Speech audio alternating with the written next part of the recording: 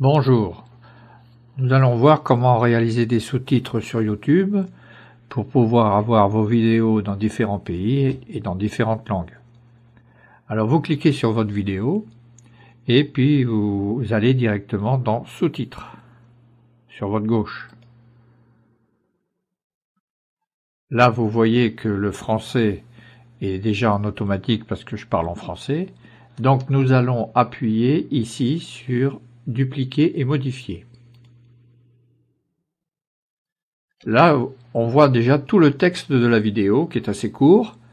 C'est intéressant ce concept pour les lives. Il suffit seulement de vérifier que l'écriture soit en bon français.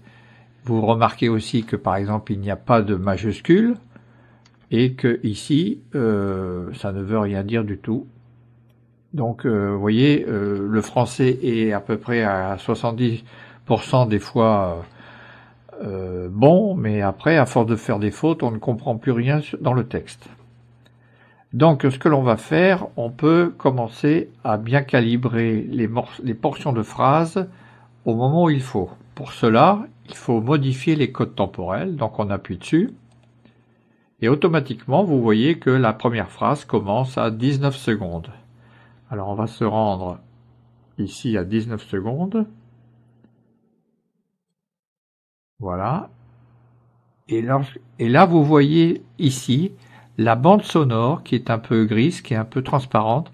C'est un petit peu l'inconvénient dans YouTube, c'est que ça va être très difficile à caler, mais avec un peu d'habitude, vous allez y arriver. Donc, vous voyez que j'ai l'habitude, mais disons que si je clique ici, la phrase va apparaître alors que je ne parle pas encore. Vassili Kandinsky est né à Moscou en 1866. Voilà, donc je dis une portion de phrase et je reprends ma respiration. Donc il va falloir que vous caliez à chaque fois des bouts de phrases, que ça soit lisible pour les malentendants et puis pour les autres d'ailleurs, en fonction de ce que je dis. Donc par exemple ici, je vais écrire toute cette phrase et je vais enlever cette autre phrase. Là, je rajoute les majuscules.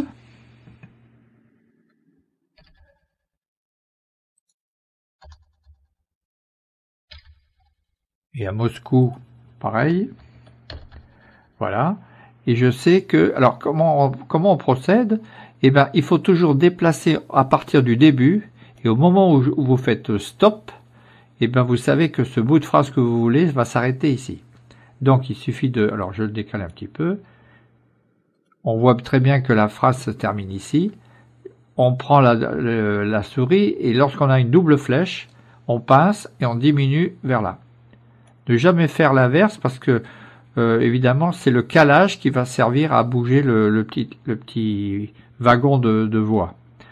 Voilà, donc on fait ça, on peut un petit peu l'agrandir si vous voulez. Voilà. Donc évidemment là ça va bien commencer au bon moment. Vassili Kandinsky est né à Moscou en 1866. Voilà. Là, je remarque que je n'ai pas mis mes majuscules.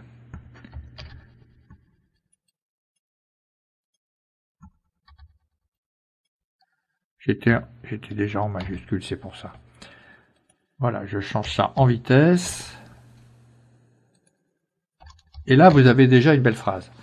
Donc, comme j'ai coupé la phrase qui allait la suivante, je peux faire un rajout je peux faire un rajout de ligne de sous-titres.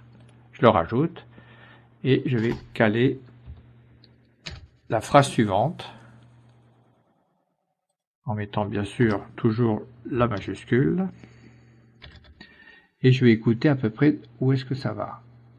Alors comme je ne sais pas, je le mets au hasard et j'avance. Kandinsky éprouve un choc en apprenant en 1897. Voilà. Je sais que c'est là. Éprouve un choc en apprenant en 1897, qui est le bout de la phrase suivante. Vous voyez, ça commence à faire ça commence à être un petit peu fastidieux. Donc voilà, j'ai ma phrase et je la relis. Kandinsky éprouve un choc en apprenant en 1897. Je fais un stop et je sais que là, je peux allonger ma phrase jusque là.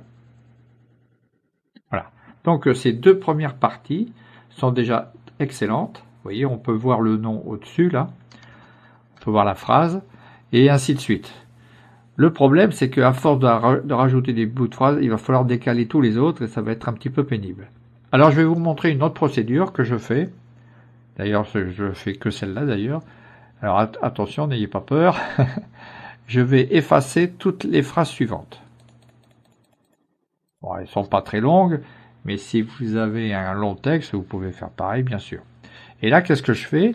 Eh ben, je vais, comme j'ai déjà préparé le texte sur une page Word, par exemple, eh ben, il suffit que j'écoute maintenant ici, je continue. Que le physicien britannique Joseph Thomson.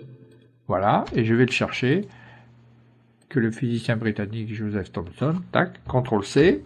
Je crée une nouvelle petite encart, et voilà. Donc là, comme j'ai fait stop, je sais que c'est très bien là, je peux même bouger un petit peu ou pas du tout, et je continue. À prouver l'existence des électrons dans un atome. Voilà, à prouver l'existence, clac, je reclique là, à prouver les électrons dans un atome. Je rajoute ma petite phrase, et voilà. Et ainsi de suite, et ça va beaucoup plus vite, je n'ai pas à m'embêter, je n'ai plus qu'à recopier. Évidemment, le seul problème, c'est qu'il faut le faire. Faut déjà préparer un texte sur un bloc-notes ou sur Word, bien sûr. Hein, d'accord? Bon, je pense que vous avez compris, et ainsi de suite jusqu'à la fin. Quand vous avez fini, vous pouvez, si c'est long, vous pouvez enregistrer le brouillon, et si ça dure très longtemps, vous pouvez être fatigué, donc vous le publiez, bien que cela ne soit pas fini. Vous pouvez le reprendre plus tard. Donc c'est ce que je vais faire, je vais le publier. Voilà. Je n'ai plus besoin de la page précédente. Et donc maintenant, vous voyez que vous avez bien le français langue de la vidéo modifié. Et dans les titres et les descriptions, eh ben, c'est les titres et les descriptions qui se trouvent dans les détails, c'est-à-dire tout ça. Donc je reviens sous-titres. Et là, qu'est-ce que je vais faire? Eh ben, vous pouvez rajouter une langue. Alors à partir de là, vous pouvez rajouter toutes les langues que vous voulez. Vous avez une belle collection. Et là, j'ai déjà cliqué sur anglais États-Unis. Alors vous avez le choix sur différents anglais, différents espagnols évidemment. Donc qu'est-ce qu'il faut faire? Et là, vous allez voir que ça va aller très vite. Ajouter dans les sous-titres, ajouter. Et vous dites traduire automatiquement. Et là, vous voyez qu'en une seconde, tous les textes qui sont écrits en français, vous les avez dans les encarts écrits en anglais. En bon anglais, puisque ça vient d'un bon français. Voilà. À partir de là, vous faites publier. C'est fini. Hein, et si vous voulez diminuer pour voir les encoches, les encarts sont exactement les mêmes, mais c'est écrit en anglais. Voilà. On fait publier. Et là, vous voyez que l'anglais style États-Unis est publié. Mais ce que l'on oublie souvent, c'est qu'il faut aussi publier le titre et la description.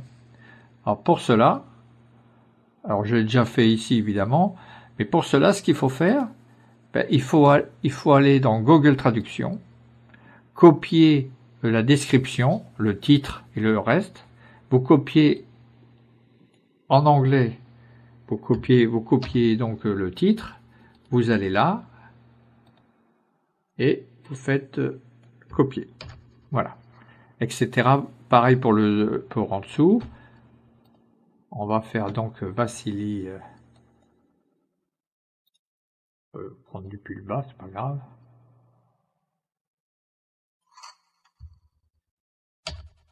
Voilà. Et vous avez tout ici. Voilà, c'est publié. Qu'est-ce que ça signifie? Ça veut dire qu'une fois que vous avez publié le titre et la description, votre vidéo peut se retrouver sur la planète, dans les pays anglais, plutôt États-Unis, mais n'importe où. Vous avez la traduction de la description et du titre, et donc vous avez les sous-titres qui sont déjà, si on le choisit, mais automatiquement mis, par exemple, sur les téléphones portables. Donc c'est déjà un plus, et votre vidéo aura plus de diffusion, et donc aura plus de chances d'être vue. Voilà, je vous souhaite bon courage, et à bientôt. Si vous avez des problèmes, n'hésitez pas à me le dire dans les commentaires.